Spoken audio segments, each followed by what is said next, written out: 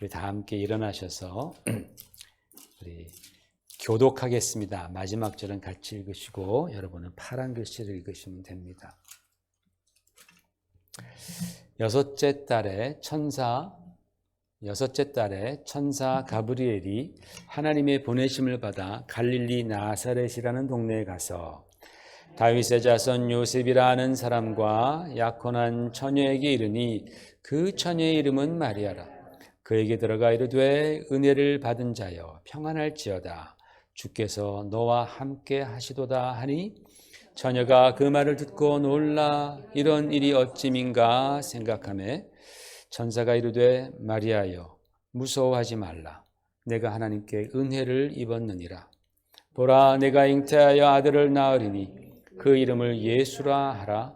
그가 큰 자가 되고 지극히 높으신 이의 아들이라 일컬어질 것이요 주 하나님께서 그 조상 다윗의 왕위를 그에게 주시리니 영원히 야곱의 집을 왕으로 다스리실 것이며 그 나라가 무궁하리라. 마리아가 천사에게 말하되 나는 남자를 알지 못하니 어찌 이 일이 있으리이까. 천사가 대답하여 이르되 성령이 내게 임하시고 지극히 높으신 이의 능력이 너를 덮으시리니 이러므로 나실 바 거룩한 이는 하나님의 아들이라 일컬어지리라. 보라 내 친족 엘리사벳도 늙어서 아들을 배었느니라. 본래 임신하지 못한다고 알려진 이가 이미 6달이 되었나니 대저 하나님의 모든 말씀은 능하지 못하심이 없느니라. 마리아가 이르되 주의 여종이오니 말씀대로 내게 이루어지이다 하매 천사가 떠나가니라. 아멘. 자리에 앉으시기 바랍니다. 지난주에 우리는 빛으로 오신 예수 그리스도를 맞이하기 위해서 우리가 어떻게 준비해야 했는지에 관한 말씀을 들었습니다. 하나님께서 침례 요한이라는 정말 놀라운 선지자를 예수님 바로 앞에 보내셔서 예수님이 오시는 길을 예비하게 하셨습니다. 어떻게 예비하게 했습니까? 높아진 것은 깎고 또 움푹 들어간 것은 도두어서 평탄케 하라라는 그 말씀, 그 예언의 말씀을 가지고 그는 예수님의 오실 길을 예비했던 것이죠. 그래서 그가 했던 것이 뭡니까? 들판에서 외치는 겁니다. 회개하라 라고 외치는 거예요. 회개하라. 너희 풀과 같은 인생들아, 너희가 아무리 영광스럽다 하더라도 너희의 영광은 들의 꽃의 영광같이 금방 잠깐 있다가 시들어버리고 떨어질 그런 영광인데 너희가 그것을 붙들고 있느냐? 그것 때문에 하나님의 말씀을 의지하지 못하느냐? 풀과 같은 인생들아, 영원하신 하나님의 말씀을 기억하고 붙들라. 회개하라 라고 그렇게 외쳤습니다. 여러분, 메시아의 길, 예수 그리스도의 길을 우리가 어떻게 준비하느냐? 바로 영원하신 하나님의 말씀보다 정말 유한하기 그지없고 부족하기 그지없는 나 자신을 믿고 의지했던 것을 회개하는 것이 바로 예수님이 오실 길을 예비하는 것이었다라는 말씀을 나누었습니다.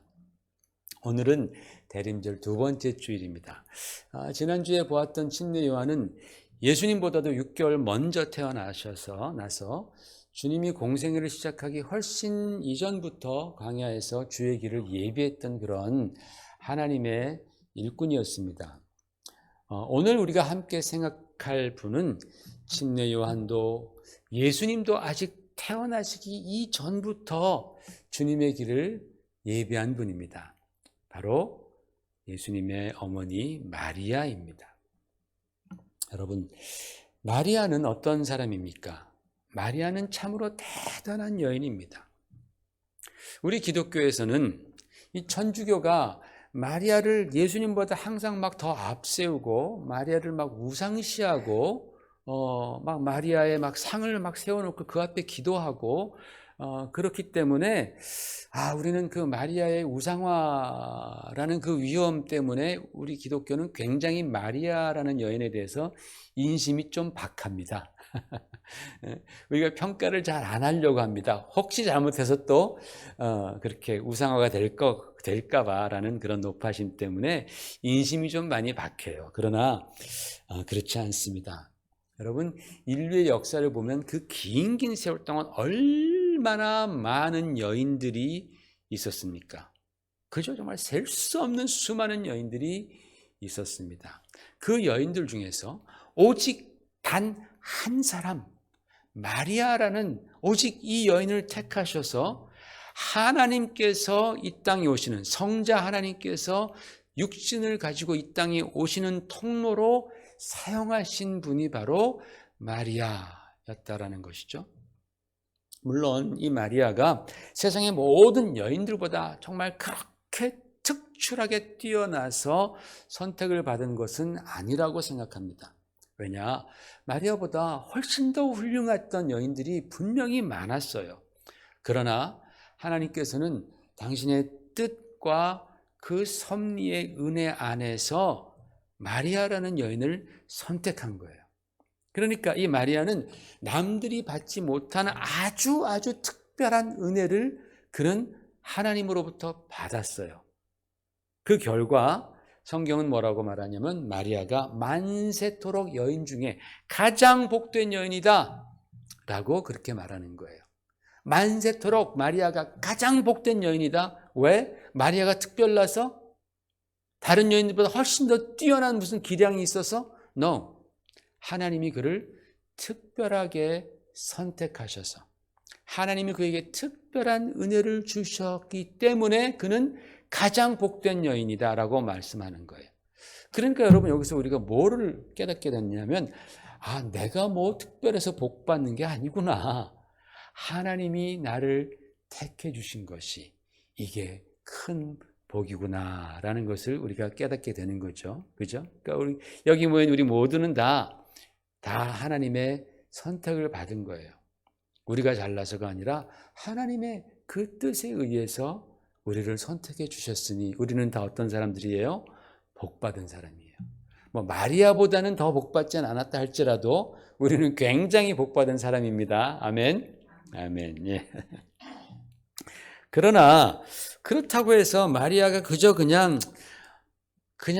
평범하기 그지없는 그냥 어정쩡한 여인이었다라고 생각하면 안 됩니다. 오늘 말씀에 보면요, 마리아 역시 주님이 오실 길을 예비한 여인으로서 그가 분명히 하나님의 일방적인 정말 특별한 선택과 은혜를 받았지만 그럼에도 불구하고 가만히 마리아를 보면요, 이야, 정말 이분한테 놀라운 것이 있구나, 특별한 것이 있구나라는 그런 생각을 하게 합니다. 마리아가 천사 가브리엘의 방문을 받았을 때 마리아의 나이가 몇 살쯤 됐을 것 같아요, 여러분? 마리아가 천사 가브리엘의 이 오늘 방문을 받았을 때 네가 이제 잉태리라라는 어떤 그 수태고지라 그러지 않습니까?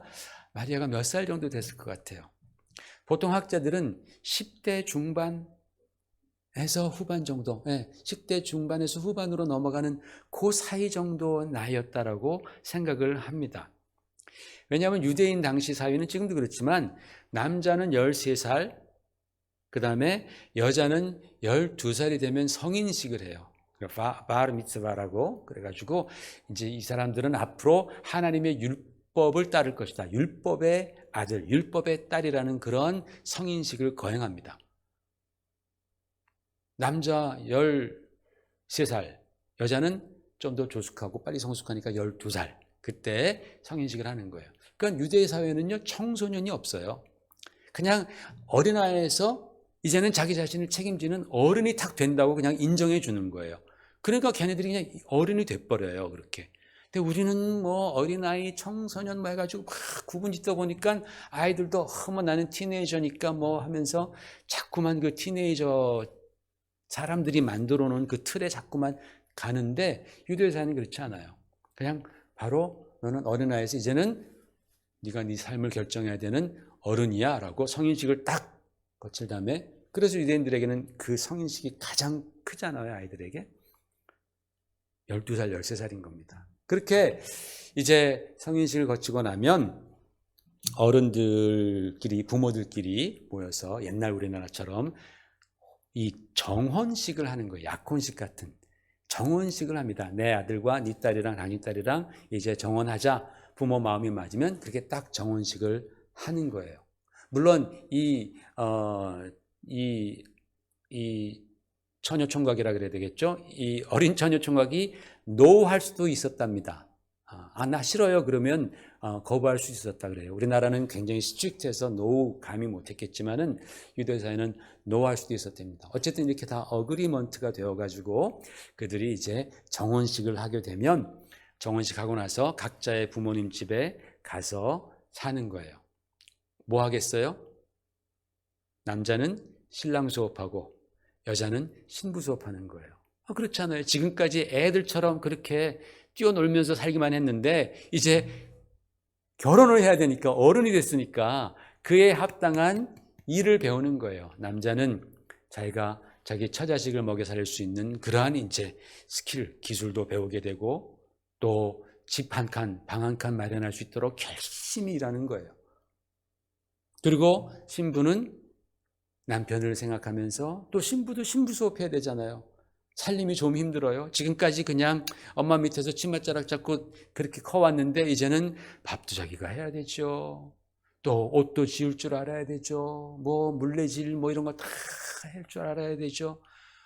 얼마나 할 게 많습니까? 그걸 이제 배우면서 마음과 몸을 순결하게 잘 유지하고 또 건강을 잘 지키면서 언제나 남편이 나에게 올까? 언제나 나를 데리러 올까? 기다리면서 그렇게 신부 수업을 한 빠르면 1년, 보통 2년, 늦으면 3, 4년 이후에 그렇게 신랑 측에서 준비가 되면 데리러 오는 거예요. 그때까지 정혼한 관계로 있는 거예요. 다른 여자 생각하지 않고 다른 남자 생각하지 않고. 그러므로 이 마리아가 천사 가브리엘의 방문을 받은 때를 10대 중후반 정도, 아마 15, 16, 16, 17 정도. 그 정도라고 보는 것이 타당합니다. 반면에 요셉의 나이는 좀 분분합니다. 나이가 많았다라는 학자도 있고 그렇지 않았다, 젊은 사람이었다라고 말하는 사람도 있는데 마리아의 나이는 보통 다 의견이 같습니다. 오늘 말씀에 보니까 그 어린 소녀 마리아에게 천사가 나타나서 이렇게 말씀했습니다. 같이 볼까요? 시작. 그에게 들어가 이르되 은혜를 받은 자여 평안할지어다.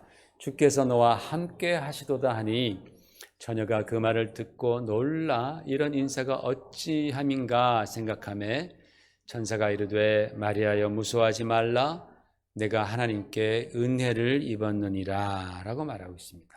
천사가 대뜸 나타나자마자 마리아야 내가 은혜를 받았다. 몇 번 말했어요? 두 번이나 내가 은혜를 받았다라고 말을 합니다. 여러분 성경에서 어떤 내용을 두 번 얘기했다라는 것은요 분명하다, 틀림이 없다라는 그런 뜻입니다. 바로 왕도 두 번 꿈꾸잖아요, 그죠? 요셉도 그 비슷한 꿈을 두 번 꾸잖아요. 예수님께서도 말씀하실 때 내가 진실로 너에게 이르노니. 예수님은 한 번만 말씀하셔도 다 진실인 거 아는데 진실로 두 번이나 그렇게 반복하는 것은 절대 진리라고 그렇게 선포하시는 거예요. 자, 이 천사가 마리아에게 나타나서 내가 은혜를 받았다 두 번이나 얘기하는 거예요. 앞으로 조금 있다가 마리아에게 전할 그 내용이 굉장한 내용이에요.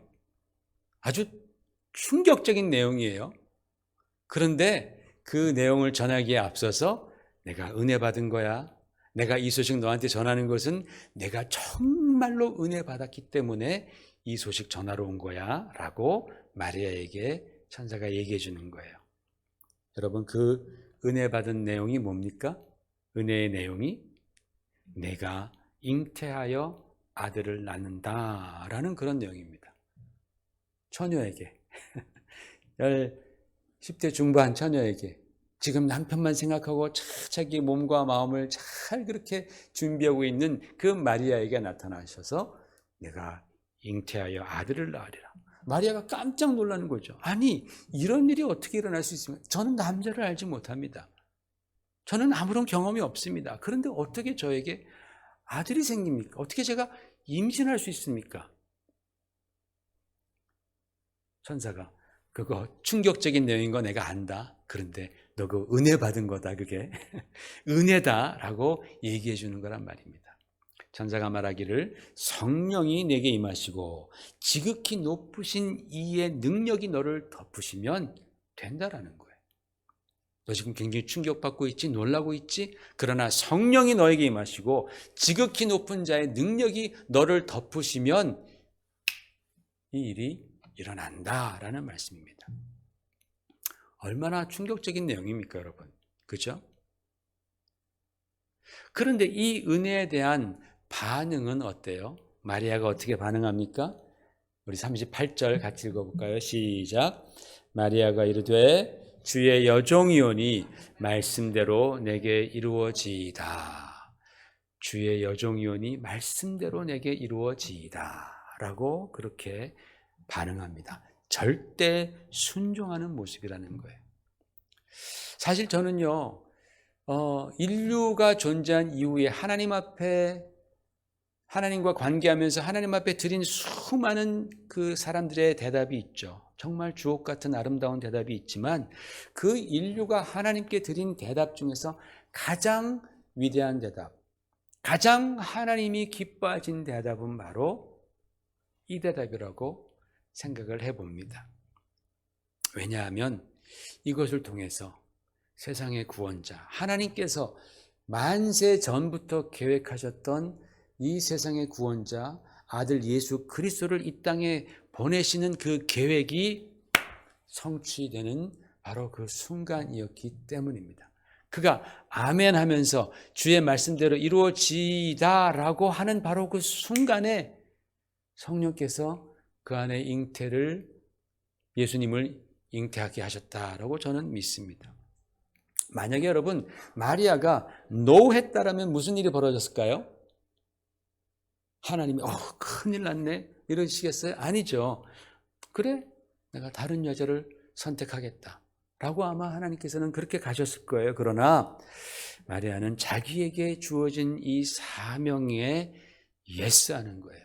믿음으로 예스하는 거예요. 그런데 여러분 이 마리아의 이 대답, 주의 여종이오니 주의 말씀대로 이루어지시이다 라는 그 대답이 우리에겐 참 은혜롭고 감동적이잖아요. 귀하잖아요. 그런데 이게 여러분 마리아에게는 얼마나 큰 리스크가 위험이 담긴 예스였는지 마리아 자신은 아마 잘 알고 있었을 거예요.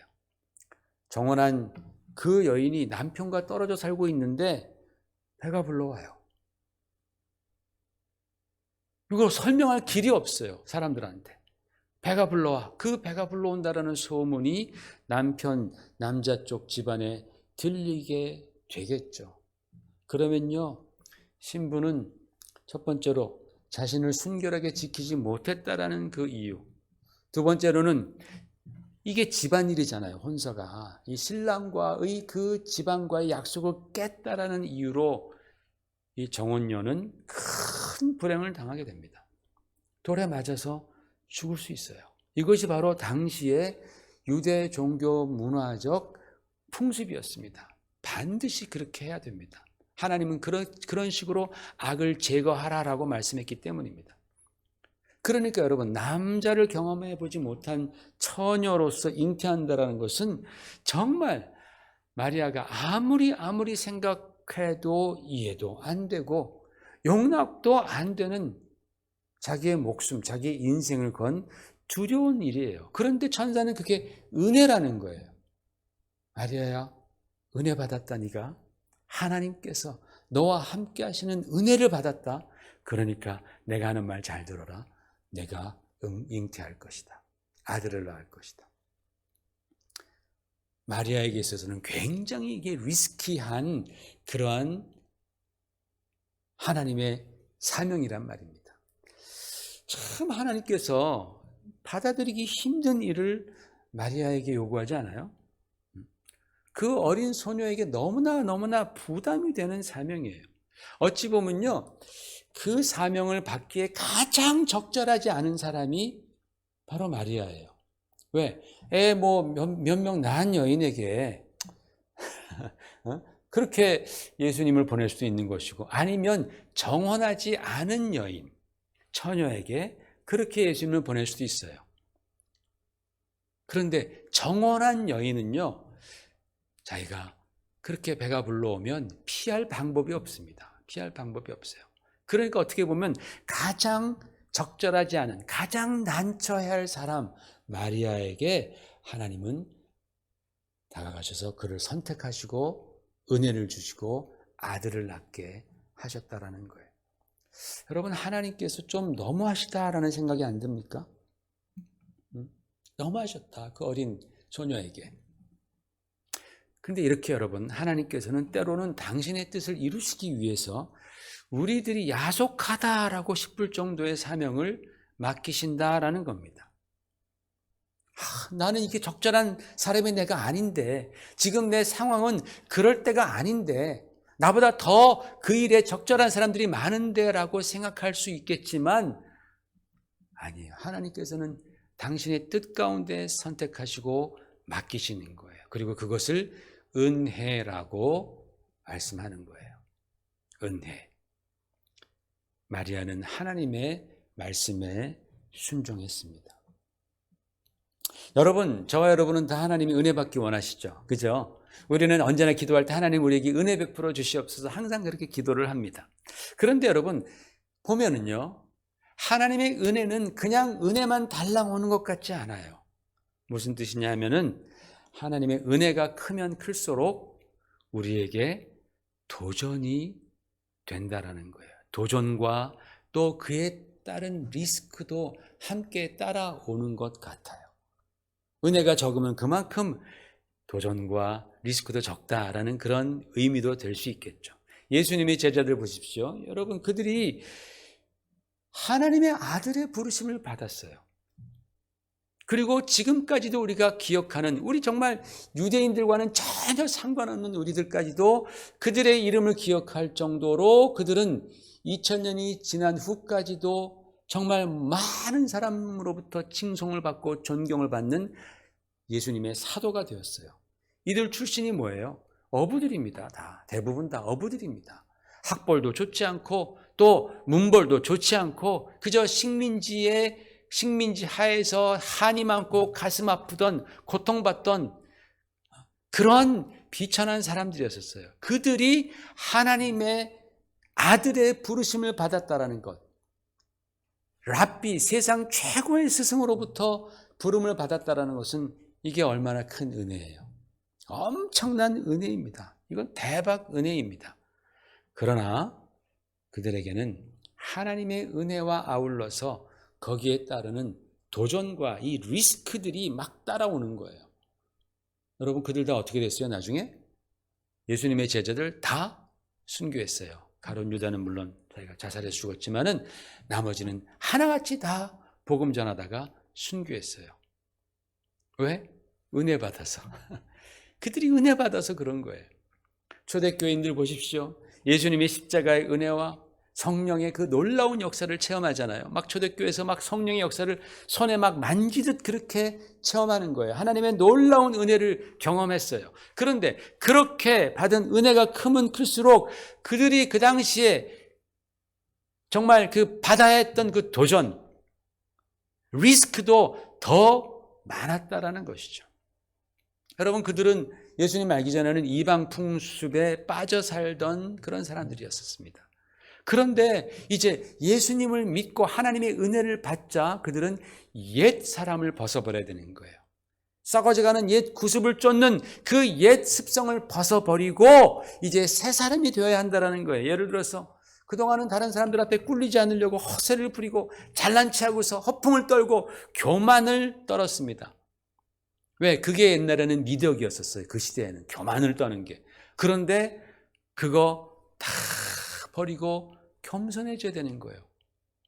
다른 사람의 종들처럼 겸손해져야 되는 거예요. 예수님께서 제자들의 발을 씻었던 것처럼 그렇게 겸손해져야 되는 거예요. 이거 힘들어요, 안 힘들어요? 무지 힘든 거예요, 여러분. 진심으로 겸손해지는 것은 굉장히 힘든 겁니다. 큰 도전입니다. 각종 음란한 일들에 빠져서 쾌락을 즐기던 그런 사람들이었습니다. 얼마나 그때 그 시절이 쾌락적인 시절인지 몰라요. 음란의 아주 최고조를 달렸었습니다. 성적인 타락들. 이거 정리해야 되는 거예요. 쉽지 않습니다. 절대로 쉽지 않습니다. 술 친구들 다 떠나야 되죠. 왜? 음란 파티는 언제나 술과 함께 가니까. 그 술 친구들 다 정리하게 되면 그 친구들이 좋아하겠어요? 그 사람의 명성이 떨어지는 거예요. 쟤 지금 이상한 신흥 종교 2단에 빠졌다더라. 응? 이상하게 보이지도 않는 신, 뭐 십자가 뭐 그런 거 믿는다더라. 야, 쟤랑 이제는 쟤는 이제 맛이 갔어. 쟤는 좀 맛이 갔으니까 이제 만나지 말자. 비즈니스를 하는 사람이었다면 손님들의 발길이 끊기고 너는 얼마나 잘하는지 보자. 판단하는 그런 눈으로 바라보는 거예요. 만약에 그동안 자기가 노예를 부릴 때 무정하고 폭력적이고 때로는 가족에게도 막 그렇게 폭력을 썼다면은 이제 하나님의 은혜 받고는 그거 다 버려야 되는 거예요. 더 인내해야 되고 더 사랑으로 대해야 되고 자기 노예조차도 형제로 그렇게 생각하며 대해야 하는 게 이게 도대체 쉽냐라는 거예요. 예수 믿기 전에는 거짓말, 속임수, 아첨하고 시기 질투하고 뭐 원망 불평하면서 그렇게 살아야지만이 그래도 하나라도 더 벌고 그래도 한 자리라도 더 해먹을 수 있고 그랬어요. 이게 바로 당시에는 성공하는 처세술이었는데 그거 다 포기하고 이제는 오로지 정직과 의, 선을 따라 살아야 되는 거예요. 여러분, 당장에 엄청난 불이익을 경험하게 되는 거죠. 받은 은혜 때문에 그런 거예요.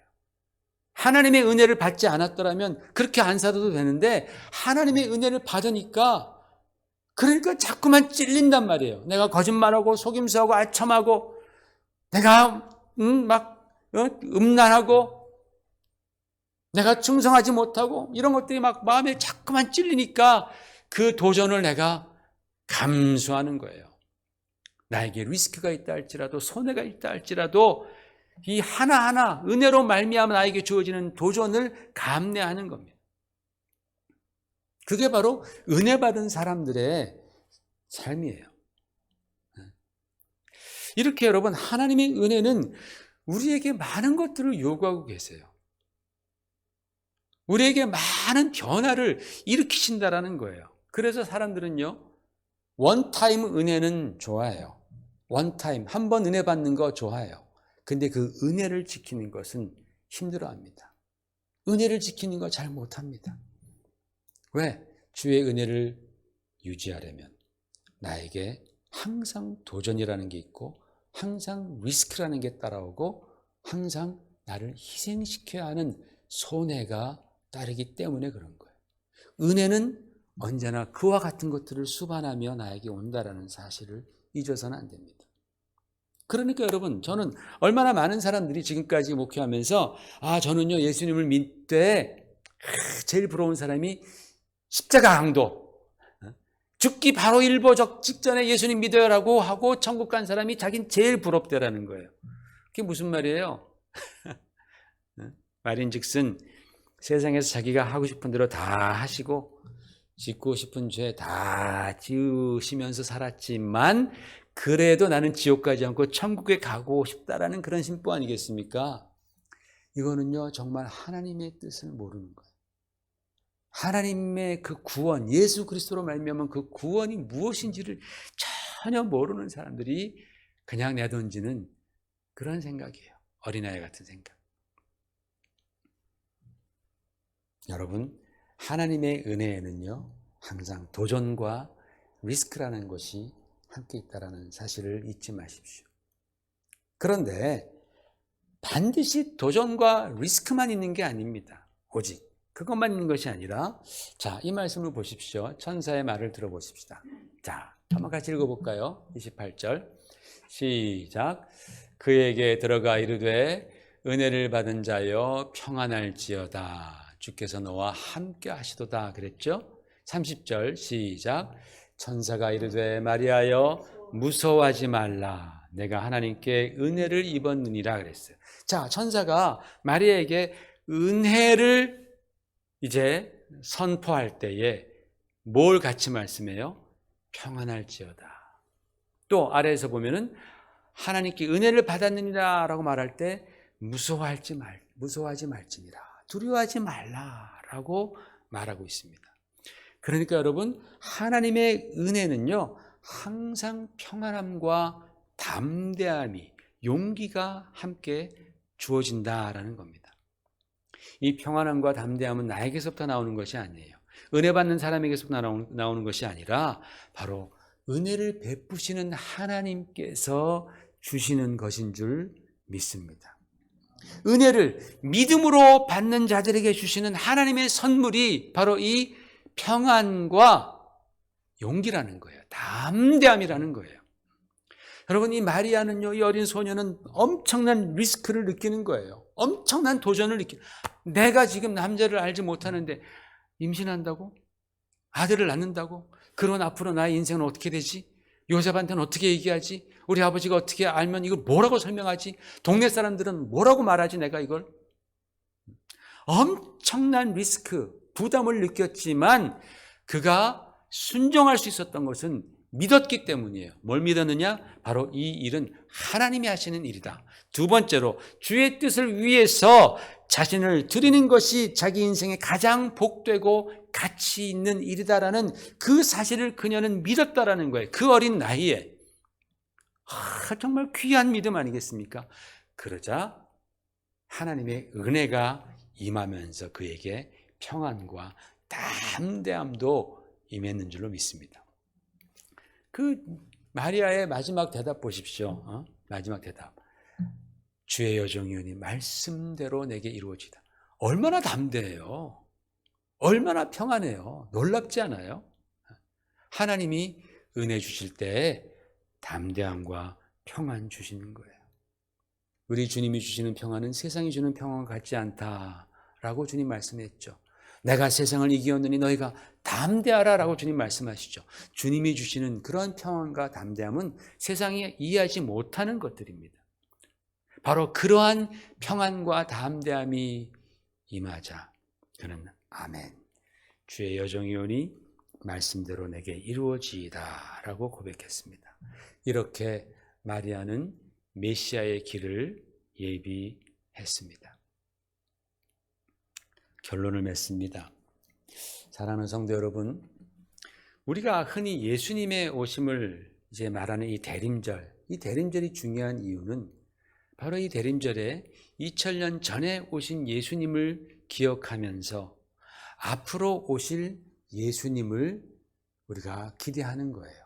즉, 이 대림절에는 예수님의 초림 사건과 아직 유일하게 성경적인 예언이 일어나지 않은, 아직 성취되지 않은 예수님의 재림 사건을 우리가 함께 이 대림절을 통해서 기억하는 것입니다.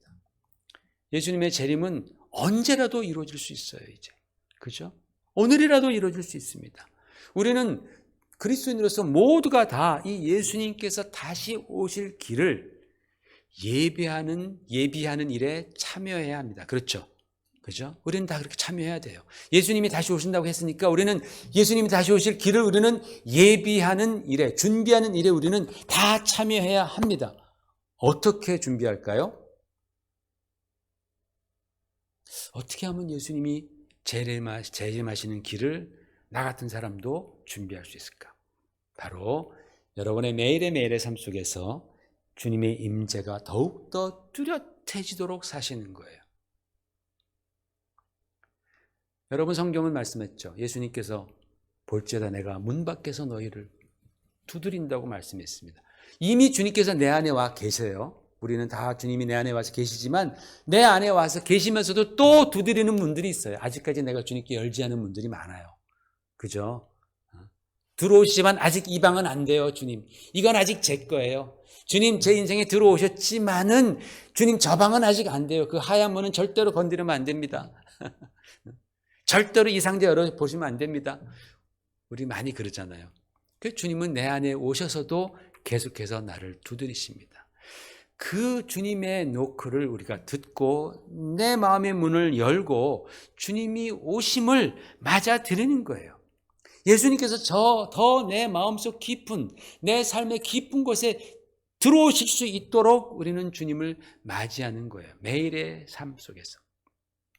만일에 여러분 오늘 내 마음 문을 두드리시는 주님을 내가 외면한다면 그런 사람이 어떻게 정말 주님이 오시는 재림을 환영할 수 있겠습니까? 그날이 되면 모든 것들이 다 드러날 텐데, 그죠?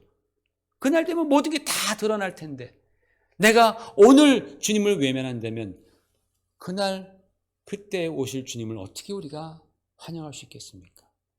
그러나 오늘 주께서 내 삶 속에 오심을 환영한다면 그것이 곧 주님의 다시 오심을 준비하는 삶이 되는 줄로 믿습니다. 성도 여러분, 우리는 주님께 받은 은혜가 정말 많은 사람들이에요. 저와 여러분들은 너무너무 은혜 많이 받은 사람들이에요. 조금만 미국을 떠나서 다른 데로 가보십시오. 우리는 정말 은혜 많이 받은 사람입니다. 그 은혜를 우리는 지켜야 합니다. 때로는 거기에 도전이 있습니다. 치러야 할 대가도 있습니다. 리스크도 있습니다. 그래도 여러분 우리는 더 큰 은혜를 받아야 하고 받은 은혜를 지켜야 할 줄로 믿습니다. 근데 여러분 은혜를 생각하면서 아까 말씀드렸던 대가, 무슨 리스크, 도전 이런 것만 생각하지 마시고 평안을 생각하세요. 주님의 은혜에는 평안이 따라온다. 그리고 내가 이 도전들을 헤쳐나갈 수 있는 그러한 담대함, 용기, 능력, 그리고 절대로 꺼지지 않는 소망, 천국에 대한 영원한 소망이 우리에게 주어짐을 여러분 믿으시기를 바랍니다. 우리 모두 이 성탄의 계절을 지내면서 우리 하나님의 은혜 안에서 예수 그리스도께서 내 삶에 더욱더 깊이 오시는 길을 예비하시는 성도들 되시기를 주의 이름으로 축원을 드립니다. 같이 기도하겠습니다.